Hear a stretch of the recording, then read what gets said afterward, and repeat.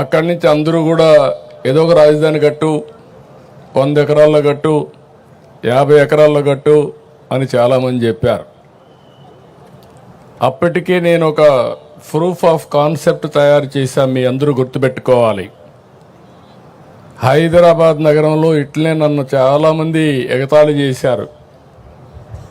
నేను hitech city కట్టినప్పుడు నా విజన్ చెప్తే ఇది సాధ్యమా అని చాలామంది అవహేళన చేశారు.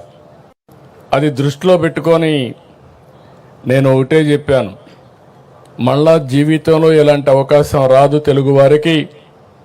ప్రపంచంలో ఒక మంచి రాజధాని, అది కూడా ప్రపంచంలోనే ది బెస్ట్ రాజధాని అక్కడ కట్టింది బ్రౌన్ ఫీల్డ్ రాజధాని, ఇక్కడ గ్రీన్ ఫీల్డ్ రాజధాని కట్టాలంటే దేనికైనా ల్యాండ్ కావాలి, మీరు గుర్తుపెట్టుకోవాలి.